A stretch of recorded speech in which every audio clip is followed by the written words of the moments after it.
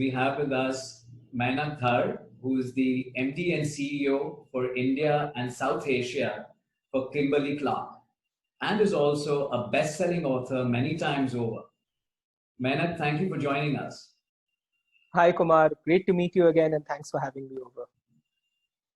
Mainak, let's get straight to it.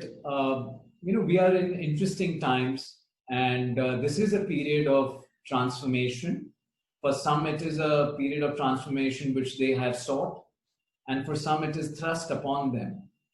In your experience as a senior corporate leader with several large organizations, how have you found this time to be different, and what are some of the things you're doing or even thinking about in terms of transformation and leading your team and your organization through this crisis?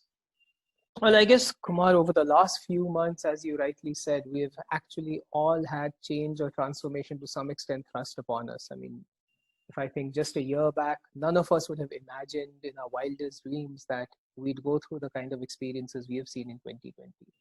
For me, if I look at what's happened over the last few months, I think both individually and as organizations, I think it's been a good time for all of us to really introspect and ground ourselves again in what's really important.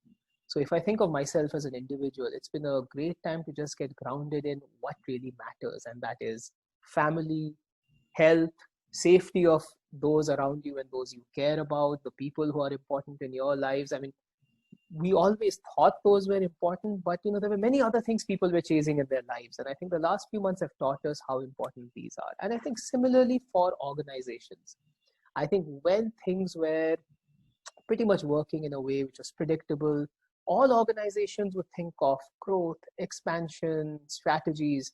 I think what the last few months have really grounded us again is ultimately organizations are about people.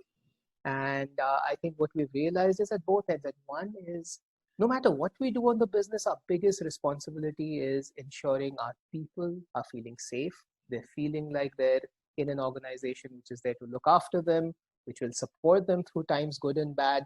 And equally, when you have committed people who are working together with a sense of community, that's when you really are able to tide through tough times together. So I think the core of it, I would say, across both our personal lives and as an organizational leader, I think is just grounding everyone back in ultimately what matters, which is the people around us. I think when the dust has settled, there'll obviously be a lot of negative repercussions of the pandemic, but I hope this is one of the positive things that comes out of it, which is just a renewed appreciation for people around us, people in our teams, people in our families, the importance of connecting with them, watching out for each other, putting people first. And I think the second thing, which I think we've all learned, is really opening our minds to new ways of doing things. For a lot of us, the change was thrust upon us. I have a 12-year-old son, and he's been going through online school for the last few months, and it's took some getting used to, but now it's seamless for a lot of us in organizations. Working from home was something some organizations did some of the time. Now it's been something we're doing all of the time, using data, using technology. So I think there are going to be changes that we've had to adapt to, but which I think will have a lasting impact on how we view how work might get done in the future. You hit on some very, very important areas, Mainak. I mean, one is looking within, both at an individual level and also as an organization, introspecting on what's really important. It's not always just about growth for growth's sake, right? And in terms of some of the key aspects of how y'all are, managing this time at the organizational level, what are some of the takeaways there? Well, I think one of my big learnings over the last few months, especially as I've transitioned to a new organization, is just to be more deliberate and thoughtful in how you're connecting with the organization. Because when we are all together in the same office, if you think of it, a lot of those connections, ideas, checking in on each other happen spontaneously, whether you're having a cup of coffee together, when you're just bouncing ideas off each other. I think one of the things that I have had to adapt to, and which I think a lot of our colleagues are doing as well, is just being much more thoughtful on creating time aside from, call it the business and transactional meetings, to just check in on each other. Check in on how people are doing. Check in on what ideas they have, check in on where they need help. So I think that's been one area which I have adapted. which is in a normal environment before the pandemic broke. Typical one-on-one interaction with team members would be about the task at hand. I think now is just being thoughtful to take a step back and just check in on what's happening in people's lives. All of us are dealing with our own anxieties. So many of our colleagues have moved back to their hometowns or to be with their elderly parents or to be with their family. So just being more mindful of what's happening to people's life, ensuring that people are feeling supported, ensuring that we are staying connected even though we are working virtually. I think that's been one big change. I think the other big change, which I've seen a lot of organizations do, which I'm trying to do as well, is consciously keep processing. So what are we learning? Rather than just think of it as, well, we're all going through a time when we're doing things differently. What are we learning? Are there things we are picking up as insights on how work might actually get done more efficiently? Are there ways of collaboration that are working, which actually could lead us to ideas on how we might actually work differently in the future? And one of the big things I've spotted is through the pandemic, what several teams have realized is the importance of staying much more seamlessly connected. Using technology, having frequent touch bases, sharing information. And that, I think, something is which we should probably continue. Not take for granted the fact that teams know what's going on, and many teams had to adapt to this through compulsion, but I think that's something which many teams have realized the value of over the last few months. That's very interesting. It's almost as though this wave of digitalization and remote working has brought back the personal element. Right? We thought that technology will take us afar from each other, but from what you're saying, there is a deliberate attempt to be personal. There is a deliberate attempt to understand the person. It's not just about the task. So whilst I'm sure as a leader, you have been focused on people, but this has brought about a different level of focus on people. And what about the person behind that task, behind that role? Absolutely, Kumar. And I think we're all seeing that play out even in our personal lives. I think when you take for granted that you're going to meet your closest friends every day or every couple of days, you kind of filter out many things that you would normally ask because you're almost taking that for granted. When you now are in an environment where you may not meet them face to face for weeks or months on end and you're meeting virtually, you are cherishing that much more. It's the same as conversation with relatives or family living in other parts of the world or other parts of the country. So I think that renewed appreciation for relationships and people has led us actually to use technology to deepen some of those connections. And I can see that at work as well as outside of work. Yeah. You've got another life going on, which is as a best-selling author. And for some people who are in that space, the pandemic has had a mixed reaction because it's given them also more time to sort of find space away from the clutter to think and write and work on projects. But how is that working out for you and balancing personal time, writing time, to the organization? How is that all working out? Let's see, Kumar, even before the pandemic, I had over time figured out a way of managing all the different priorities I have. For me, I think really starts with being clear on your priorities. So for me, my priorities are very clear. It's my family, it's the people who count on me at work. And then when I'm not needed by either of them, getting some time for myself, my fitness, my writing. So how I've slotted the different parts of my life for many years now is I wake up really early. I run every morning. When I'm working on a book, it's when I'm running that I'm thinking of ideas. And every morning before I wake up my son for school, I write for about half an hour. So in a way, before I start my day job or I'm engaging with my family, I get my me time out of the way. So that's a discipline which I've continued, despite the pandemic.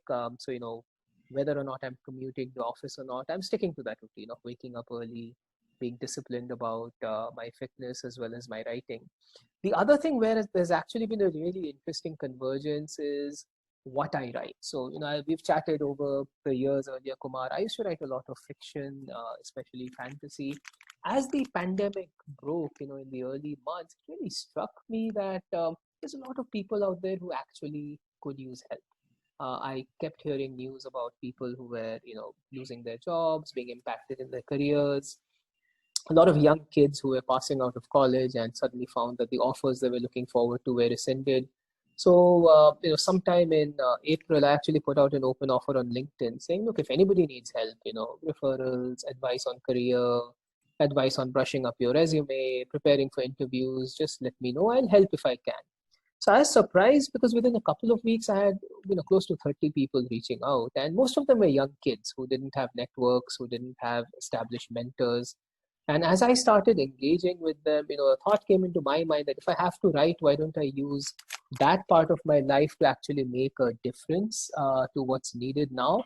And I found myself repeating very similar advice to a number of these kids, which is, clarity on who you are, why you're doing what you're doing, thinking of right fit, not just chasing a designation or a job, really thinking of how you differentiate yourself. So over the last few months, I ended up putting that all together in the form of a book. So I don't write a lot of nonfiction books, but this was one time where the current situation actually told me that the writer in me could better serve people by writing on this topic. So it's a book targeted at early career professionals, really getting them to think about how they could fast start their career by using the principles of personal branding.